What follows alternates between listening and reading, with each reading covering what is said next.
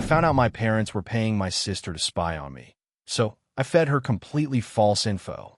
Her phone lit up on my coffee table at the exact wrong moment, buzzing against the wood, and both of us glanced down at the screen at the same time. I saw the notification before she could flip it over. Transfer received from Mom, $100. Thanks for keeping me updated about your brother XX. My sister froze, fingers hovering uselessly in midair. I felt the blood drain from my face, so fast my ears started ringing. For a second, the only sound in my apartment was the microwave humming as my leftover curry turned slowly on its little glass plate. I didn't say anything at first. My hand just stayed where it was, curled around my mug, the tea gone cold a long time ago. Zoe snatched her phone up like it had burned her and thumbed the screen off, avoiding my eyes so hard it was almost funny. Almost. My heart was hammering against my ribs, each beat sharp and too loud. That, just now, I said finally, my voice coming out flatter than I expected. What exactly are you keeping them updated about? She opened her mouth, shut it, swallowed. Her cheeks flushed bright red. Finn, it's not what you think, she said. That was when I knew it was exactly what I thought. It had started months earlier, in the most boring way possible. A family dinner that went from mildly uncomfortable to full-on Twilight Zone in under 20 minutes. It was a Sunday night, one of those obligatory dinners my parents insisted on once a month. I'd driven out to their place in the suburbs, the same house I grew up in, the same beige walls and framed school photos and overly polished dining table. Mom was fussing with roast potatoes, Dad was pretending to care about the football game in the background, and Zoe was scrolling her phone under the table. We're still going well, Mom asked, piling more food on my plate than any adult man needs in one sitting. It was such a generic question that I gave a generic answer. Yeah, pretty good. Busy. Dad chimed in without taking his eyes off the TV. That new UX role you turned down last month, do you think you'll regret it? He asked. I paused mid-chew. I hadn't told them about that. I hadn't told anyone in the family about the offer from a startup because I didn't want a repeat of the last time I mentioned changing jobs and got a 30-minute lecture about stability and benefits. The only person I'd talked to about it was Zoe when she came over for drinks 2 weeks earlier and we'd sat on my balcony complaining about work. How do you know about that? I asked slowly. Dad shrugged. Your sister mentioned it. I glanced at Zoe. She didn't look up from her phone. You told them. She shifted in her seat. It came up, she said, in that defensive tone that said she knew she'd messed up but wasn't going to admit it. Mom was worried you weren't thinking things through. A weird, chilly feeling settled in my stomach. I let it go in the moment because I didn't want to blow up at the dinner table, but it lodged somewhere at the back of my mind. Over the next few weeks, it kept happening. I'd mentioned to Zoe that I was thinking of maybe moving in with my girlfriend, Emma, sometime next year, and 2 days later, I'd get a text from Mom. Moving in with Emma already? Isn't it a bit soon, love? I'd tell Zoe I was stressed about money after paying off a chunk of my student loan, and then my parents would suddenly be concerned about my finances and offering to help if I just show them my budget. I told myself it was just normal sibling oversharing. We've always been close, or I thought we were. Growing up, it was me and Zoe against the world. Our parents were strict and emotionally constipated, so we bonded over whisper fights in our shared bedroom, and eye rolling behind their backs. Even when I moved out at 23, we kept the group chat going. She's 3 years younger than me, and for most of my life, I felt protective over her. But slowly things shifted. The pattern got too obvious to ignore. I'd say something to her, and sure enough, within a day or two my parents would magically be in the loop, armed with opinions they hadn't earned. It started to feel less like my sister venting to our parents and more like, like a leak in the walls. The moment that really made me suspicious was stupidly specific. I've been having this private freakout about maybe getting therapy. I looked up a few psychologists, filled out an intake form on one of those sites, then chickened out at the last step. Later that night, I mentioned it to Zoe on FaceTime, half joking, imagine trying to explain our family to a stranger for $180 an hour. She laughed, said she was proud of me for even considering it. 3 days later, my phone rang. Mom, I answered, already braced. Are you okay? She asked, in a tone that immediately put me on edge. Your sister said you were seeing someone. You know you could talk to us if you're struggling. That was too specific. I felt heat rising in my face. I'm fine, I said tightly. And if I ever do see a therapist, that's between me and them, not you and Zoe and whoever else she feels like debriefing. There was a pause. No need to get defensive, Mom said. We're just worried. It's not like we raised you to need a stranger to fix your problems. I bit back the urge to yell, "You didn't raise me to talk about them either," and change the subject. After that, I started testing it. Little things at first. I told Zoe in passing that Emma and I were thinking about adopting a cat, even though Emma is comically allergic and would rather sit on a cactus than live with a pet. 2 days later, Mom sent me a link. Please don't get a cat. They ruin furniture. I felt something in me harden. I told Zoe I'd been looking at flights to Japan for next year, which I hadn't. A week later, Dad, don't you think you should focus on saving for a house instead of blowing money on travel? At that point, the denial part of my brain gave up. I started watching Zoe more carefully when she came over. The way she'd casually pick up her phone as soon as I went to the bathroom. The way she'd ask oddly specific follow-up questions about things I'd mentioned once. So like, how much exactly is your rent again? Do you and Emma ever talk about joint accounts? In fairness to her, it didn't feel snaky at the time. It felt coached, like someone had sent her in with a checklist. I confronted her once, half-heartedly. We were sitting in my living room, Netflix open, but paused on the menu. Do you tell Mom and Dad everything I say? I asked. She scoffed. No, don't be dramatic. They seem to know a lot of stuff that I've only told you, I said. She gave me this blank look. There are parents, she said. We talk. I don't screenshot your texts or anything. Technically, that wasn't a no, but I let it slide, told myself I was being paranoid, told myself I was reading into coincidences because I'd always felt a bit like the black sheep and maybe I was just primed to see betrayal where there wasn't any. Then came the afternoon on my couch, her phone buzzing with that notification. Explain, I said. The word came out so quietly that I barely recognized my own voice. Zoe sat there clutching her phone like a lifeline, eyes darting everywhere but my face. It's just, Mom sends me money sometimes, she said. Thanks for keeping me updated about your brother, I quoted. That's what it said. Her shoulders sagged. For a second, she looked 12 again, busted for sneaking out. It's not spying, she muttered. She just worries. And things are tight. The money helps. My stomach twisted. They're paying you to tell them about my life? She flinched at the word paying. It's not like that. I mean, sometimes I go over there, help out with chores, watch Nan. Sometimes we talk about you. She sent me a transfer.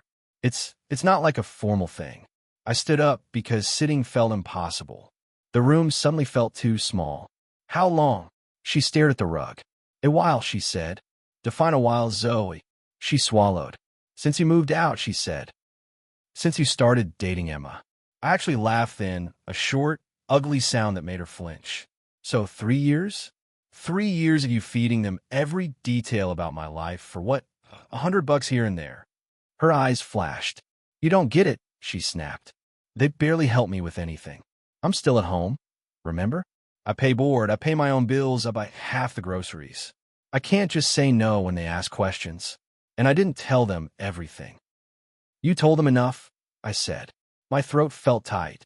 You told them about the job, about therapy, about us maybe moving in together. You told them about my loans. Do you know how many lectures that bought me? She winced. I thought they were trying to be helpful, she said weakly. Did you? Silence stretched between us like a rubber band, ready to snap. She tried again, softer. There are parents, Finn. They have a right to know if their son is okay.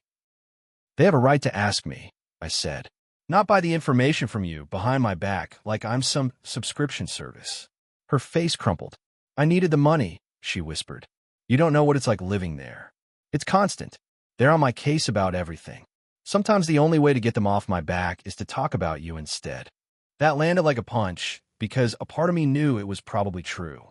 I could picture it. Mom and Dad grilling her about her career, her choices, then shifting into gossip about their difficult eldest as a kind of relief.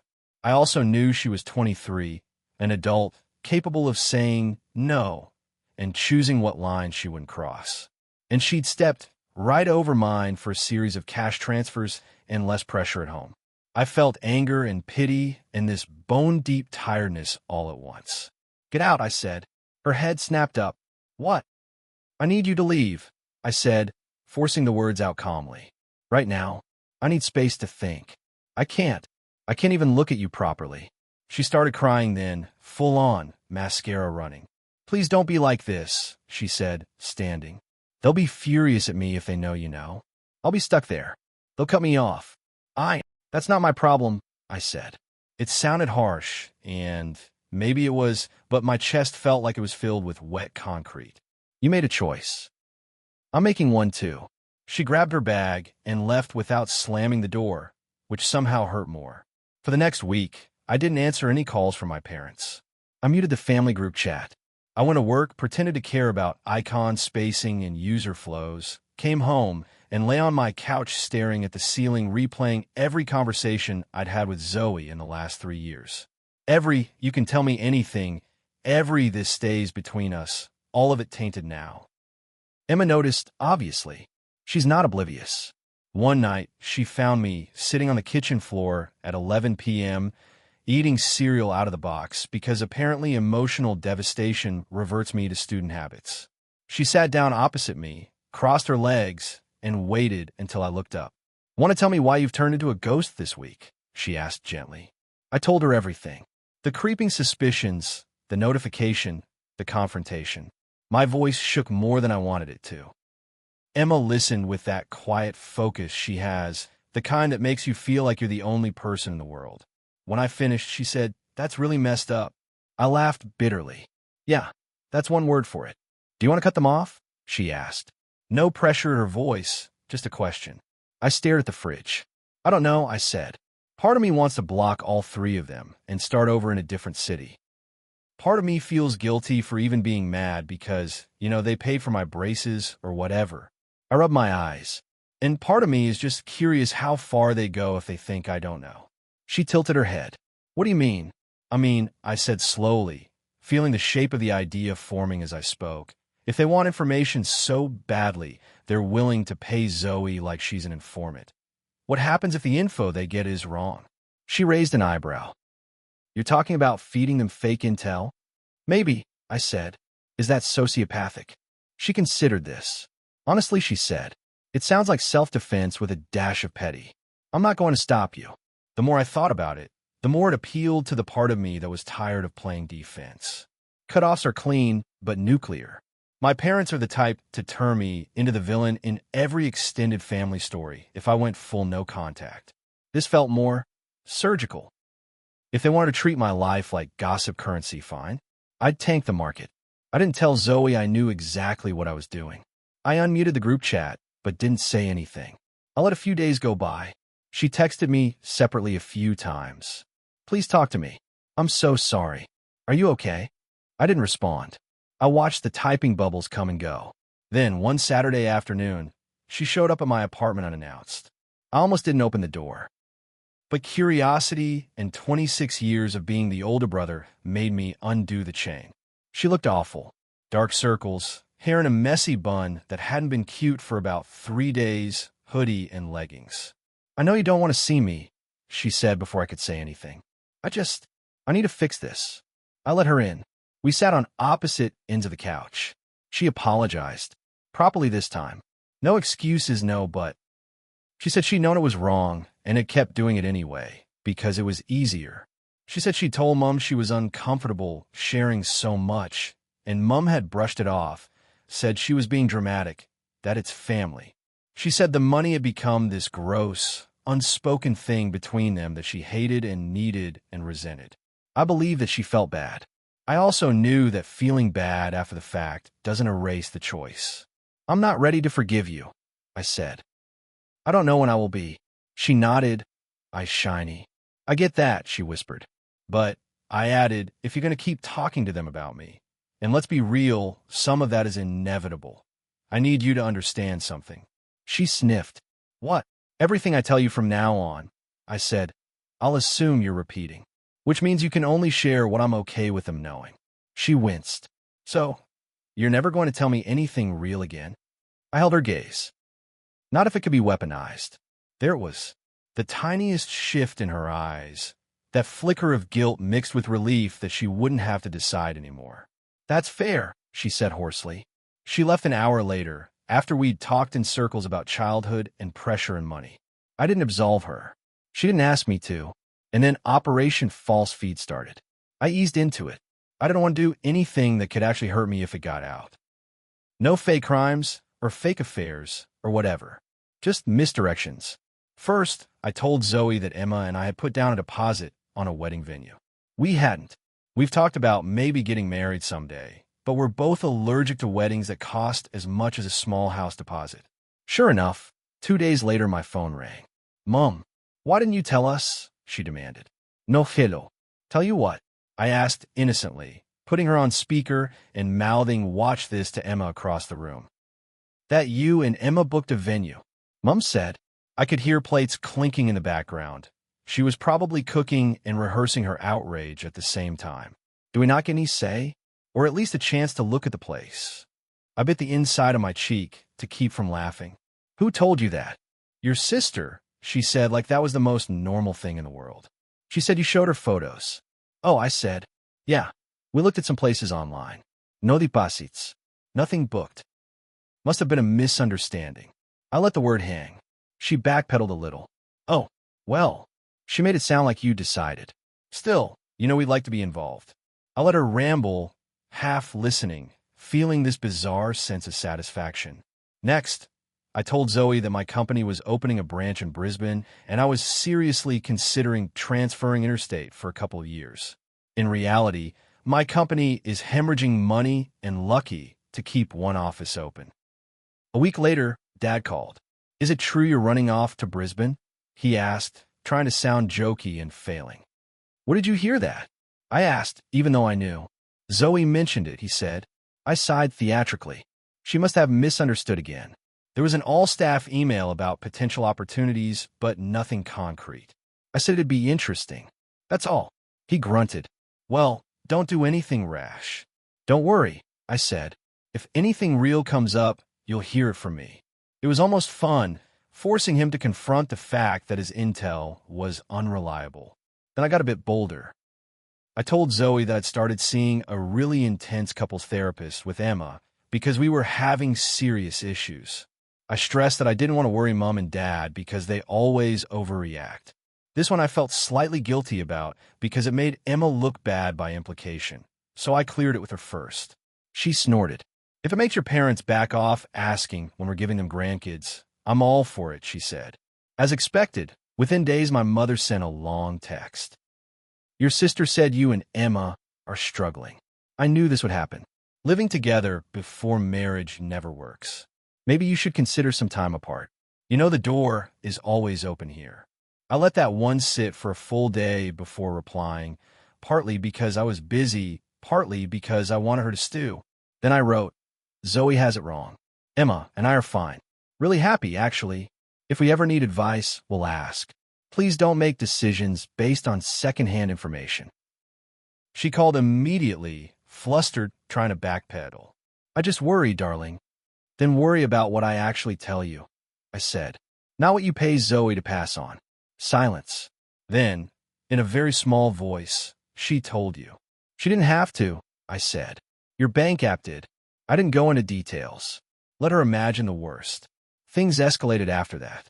A week later, Zoe texted me. Mom's pissed. She says I embarrassed her. She's threatening to cut the transfers. Good, I replied. Maybe now you can have conversations without a price tag. She sent a crying emoji, then, realizing I hadn't been responding to those lately, followed it with sorry. That was a reflex. I know I messed up.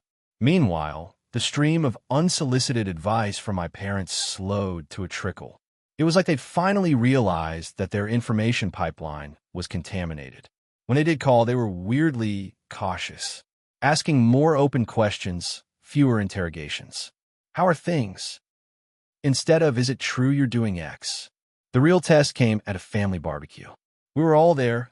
Me, Emma, Mom and Dad, Nana, various cousins, and Zoe, who hovered near me like a ghost. It was the first time we'd all been in the same place since the confrontation. At one point, I was helping Dad with the grill when he cleared his throat. "So," he said, not meeting my eye, "I hear things have been tense." "Between who?" I asked, even though I knew. He poked at a sausage. "You. Your sister. Your mother.